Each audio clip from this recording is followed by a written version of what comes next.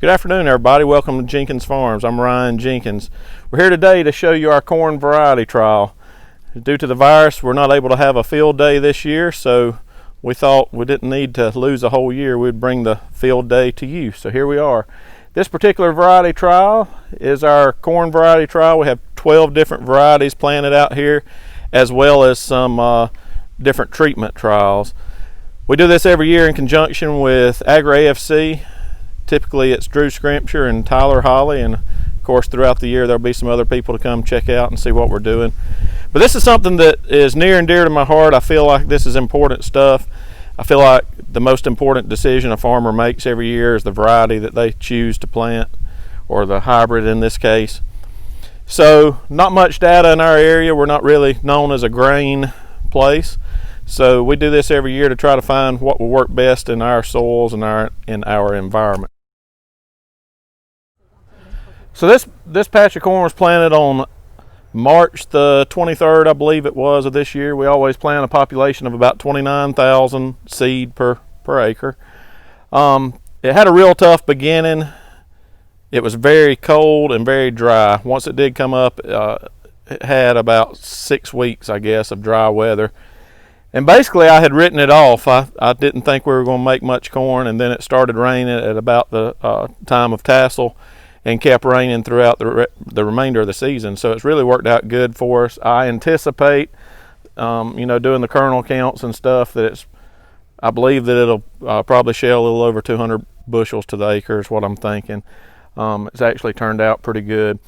Fertility wise, we always grid sample everything and put out prescription of what the recommendations are. And then I put out split applications of nitrogen. This particular field's actually had 3 different applications of nitrogen on it. We also put starter fertilizer down when we're planting, as well as we use counter in furrow for a nematicide. So a little bit about what will happen, as soon as this finishes drying down. Right now it's currently at around 22% moisture. When it gets to about 18, we'll begin harvest operations. When we do the actual variety trials, even though they're done with Agri-AFC, all the competitors' varieties are placed out here as well, and truly we're just trying to find what fits best in our area. If it's somebody else's variety, then that's what we're going to plant, and that's what we're going to push. This is to help all of us become better farmers, and the better farmers we are, the more successful everybody in our industry is. So we've got a weigh cart. We'll weigh it, we'll cut each trial. It's a replicated trial. So we will cut it, put it in the weigh cart, then we will sample it. We'll get our test weights, we'll get our moisture, and then they'll calibrate everything down to a specific moisture. I believe they're using 14.5%, but that way everything's equal across the board, and we can truly compare varieties. We also look at things like stalk strength, vigor when it was coming up, different things like that. Another thing that I probably need to throw in there, I am a firm believer in fungicides. So right when it was beginning to tassel, we did make an application of Preaxor and Folicure, and that was able to control the rust and stuff until it was ready for it to die down or dry down, and we've had very good luck with that. So we'll come out here and we'll show you some of the things. Just as interesting as the varieties are, so are the trials that we're doing with the in-furrow treatments. We had counter on some, counter not on some. We had in-furrow spray on, in-furrow spray off, and we did the same thing with the counter. We had in-furrow spray on and counter on, in-furrow spray off, counter on. You get the picture. So we got a lot of different trials out here to make sure that all of our inputs are paying for themselves. So we'll walk out here and take a look at just 2 or 3 varieties of corn. I don't think you need to see them all, but just know there's a lot of work going on here, and we're all trying to help make each other better at what we do. All right, so here we are standing in front of some DeKalb 6869. I know there's been a good bit of that planted in our area the last few years. So as you can see, even here, it's done pretty good, I would say. Especially, you got to remember, this corn absolutely burned up until about the first week of right when it started tasseling, and it started getting a little bit of rain. I was about ready to put a disc in here on it. So everything it's made is pretty amazing to me. And that's something that we also look at with these variety trials. We keep up with every year. We see how drought tolerant they are, how they do in different types of weather conditions, and make notes of it throughout the growing season. So for here, it looks like it's going to do pretty good. We'll move on to the next. This variety here is Cropland 6027.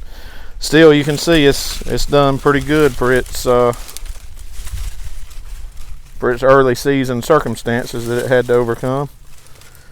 And we'll move on to the next one. So here we are in front of DeKalb 7027, another variety that's in the area that a lot of people use.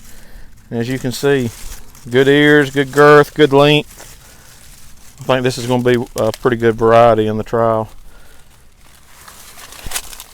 Here we are where we're looking at the same variety. This is the variety that I planted in the rest of the field.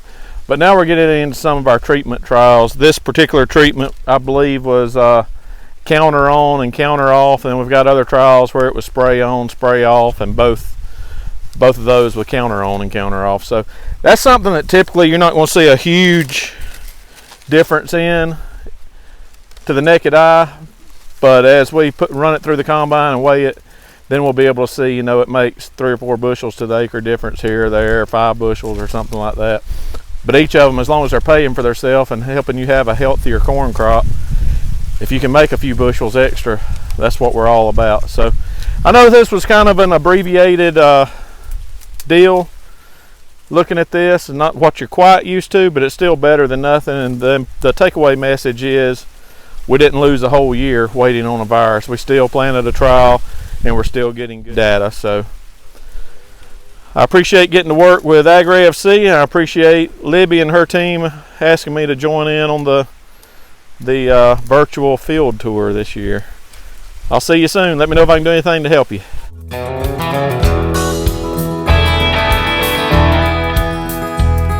As we sat on the front porch of that old gray house where I was born and raised, staring at the dusty fields where my daddy worked hard every day, I think it kinda hurt him when I said, "Daddy, there's a lot that I don't know. But don't you ever dream about a life where corn don't grow." He just sat there silent, staring at his favorite coffee cup. I saw a storm of mixed emotion in his eyes when he looked up.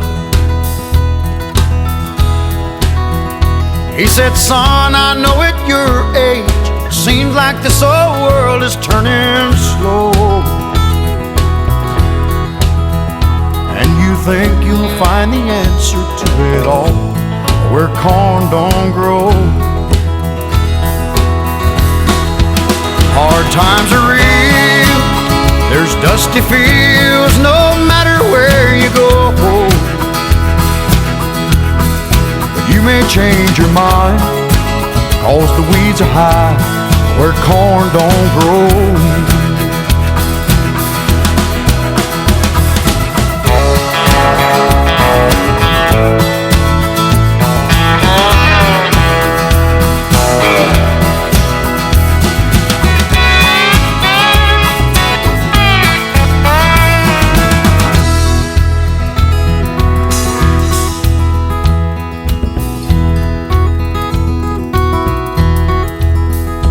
I remember feeling guilty when Daddy turned and walked back in the house.